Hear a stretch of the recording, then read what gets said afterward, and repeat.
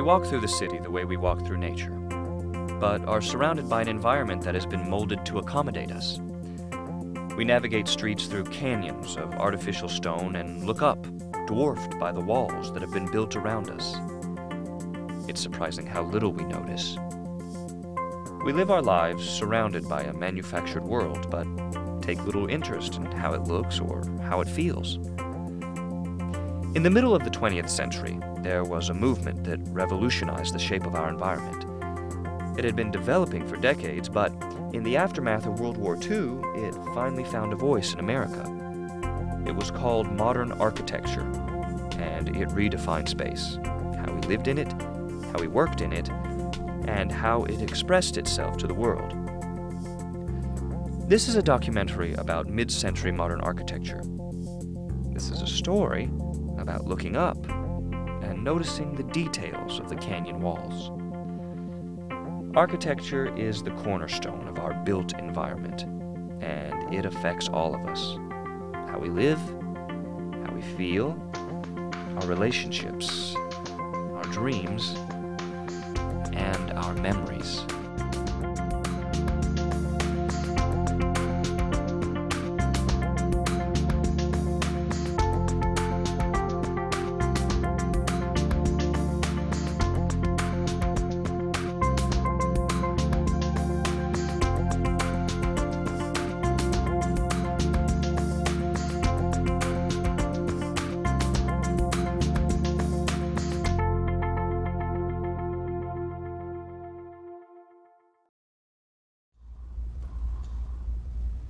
What is architecture? Architecture is the stage set for our lives. Architecture is where we live, architecture is where we work, architecture is where we hope we express our personality and our values. Architecture in the public realm is how we set the spirit of an age, how we make tangible in bricks and mortar or steel and glass, as the case may be, what our aspirations are. Architecture is probably the only art form that's functional. You use it every day. You have to. It's shelter. It's it's where you work. It's where you live. But it's sculptural. In school, with first year, with beginning architecture students, we talk about it mostly in terms of space making, space defining, how one experiences space, how light falls within a space. What the materials are that define a space, what the forms are that define a space. What is architecture? Yeah, the study of the form, and how it relates to the human, and it's well-being, and it's not just about putting up walls and calling it a building. The first test of this revolution in popular culture came in the 1920s in the form of art moderne, which also embraced simplicity of design, no ornamentation, and flat roofs. Often confused with Art Deco, art moderne lacks the intricate, historicized, and geometrical ornamentation that identifies Art Deco. This is Art Deco, and this is Art Deco. But this is art moderne, with its curvilinear walls that emphasize the streamlined wind tunnel aspect that helped define the style.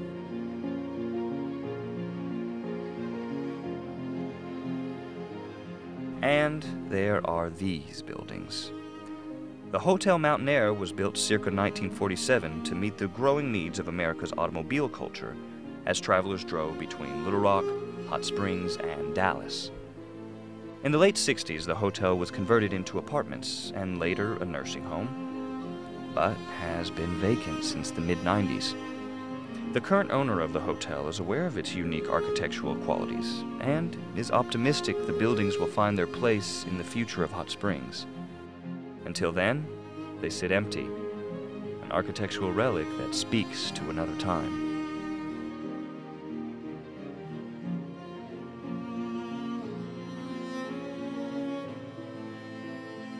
Hotel Mountain Air is most assuredly unique in Arkansas architecture of the 20th century, and it occupies a very special place.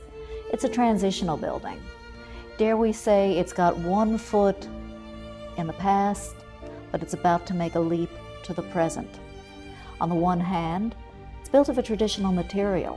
It has the solidity of its masonry brick walls. It's got the closure and the comfort of tight traditional spaces, arguably appropriate to its function as a hotel. But it has moments in the way it turns a corner, in the way that its balconies pop out, the design elements with which those balconies are articulated, and overall, the smoothness, the clarity, the simplicity of its walls when seen as an ensemble. Those latter facets begin to speak to a burgeoning modernism. But it's not burdened with the gloss or the chill of steel and glass that we so often associate with a higher style of modernism, a more up-to-the-moment 50s modernism. In architecture, it's sometimes difficult to pin movements down to specific times. While Art Moderne was introduced in the mid-1920s, the Hotel Mountain Air wasn't built until the late 40s. In the 20s and 30s, architects were just beginning to explore the revolutionary ideas of the international style. If you look through a book on modern architecture, it's easy to find images of buildings that look out of place for the times in which they were built. There's the Steiner House by architect Adolf Loos, the Lovell House in Los Angeles by Richard Neutra, the German Pavilion in Barcelona by Ludwig Mies van der Rohe, and the Villa Savoy by Le Corbusier. None of these buildings seem to fit the world as it existed at the time. Even more remarkable are these drawings. Sketched on photographs are designs for buildings completely anachronistic to their surroundings.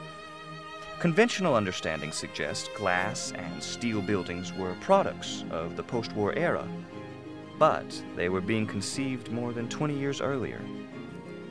This is the work of Mies van der Rohe, a German architect who immigrated to the United States in the late 1930s and exerted a profound influence on how modern design took shape in America. Warren Seagraves is one such architect who was influenced by Mies. Well, if you're familiar with the work of Mies van der Rohe at all, you notice a kinship with the work of Mies. But in terms of specific characteristics, the exposed steel frame is a dead giveaway, especially around here. And Mies kind of pioneered that idiom as a very adaptable sort of space, universal space, a single particular way of putting a building together and configuring space could be used for any number of purposes. At IIT, you'll notice that there are classroom buildings, administration buildings, laboratory buildings, a chapel, all essentially steel frame with brick infill. And you look at Warren Seagraves' work of just a few years later, maybe 10, maybe 15 years later, including the building that we're sitting in right now, and you see a very similar palette of materials. The steel frame, very rational, very simple, brick infill. At IIT it's buff brick, here it's orange brick. If you go look at the SWEPCO building here in Fayetteville, the steel frame is exposed there in a 4 or 5 story building, but the infill, instead of being brick, is slate, which is perhaps a little bit of innovation, a little bit of tweaking on Seagraves' part. So the relationship in terms of materials, in terms of articulation, the way the space is laid out, very similar to what Mies did. Whenever he took that Miesian kind of agenda and applied it in a local way where he had to negotiate, the work stands on it by itself. It becomes Warren Seagraves rather than Mies. Seagraves' best work distinguishes itself when it has to deal with local circumstance. In this case, a sloping site. And so the whole way Because Mises' idea of operating in the land or in the city was always to have tabula rasa, everything leveled flat, so that it kind of played up with the horizontal aspects of his architecture, the extension of space. We're in the Ozarks, so it's very different. And in some cases, Seagraves has flat sites, but his best projects, I find, are when he has to negotiate this universal language with the local circumstance.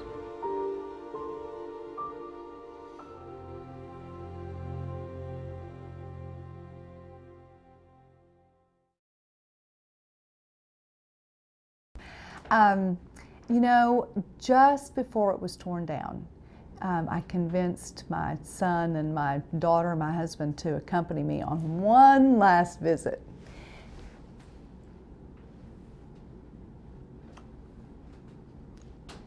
Sorry, don't put this in.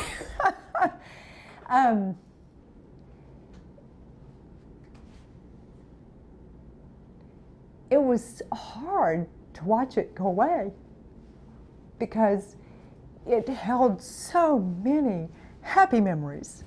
It was such a beautiful place with the trees and the park-like atmosphere that it provided for growing up.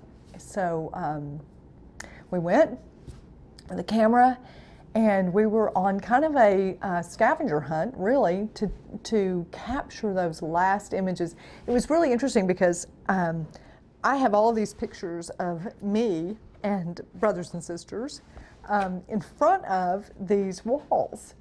So it was really an opportunity to get those last shots of me standing in front of this place. It's good. This was a good place to grow up. The Carlson Terrace apartments were designed by Edward Durrell Stone, who had entered a more decorative phase of his career. Stone had become well known internationally for his design of the U.S. Embassy in New Delhi, which featured a concrete grille that appeared in much of his later works. While Carlson Terrace was lost, other works by Stone survive. In addition to the Fine Arts Center, there is the Bank in Hot Springs, the Felix Smart House, and the Pine Bluff Civic Center with its modern interpretation of traditional ideas.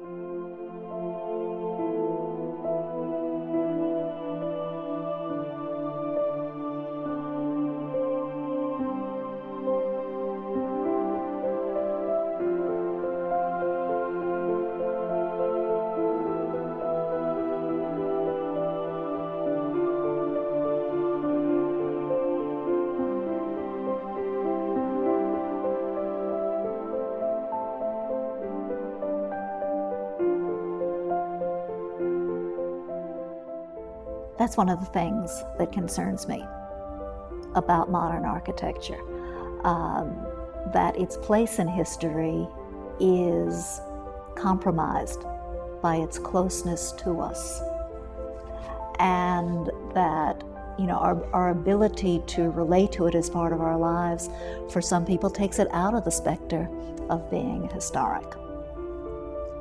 Understanding mid-century modernism involves breaking down a series of prejudices deeply ingrained in Western culture about what's art and what's not, about what's architecture and what's ordinary building. That just doesn't matter.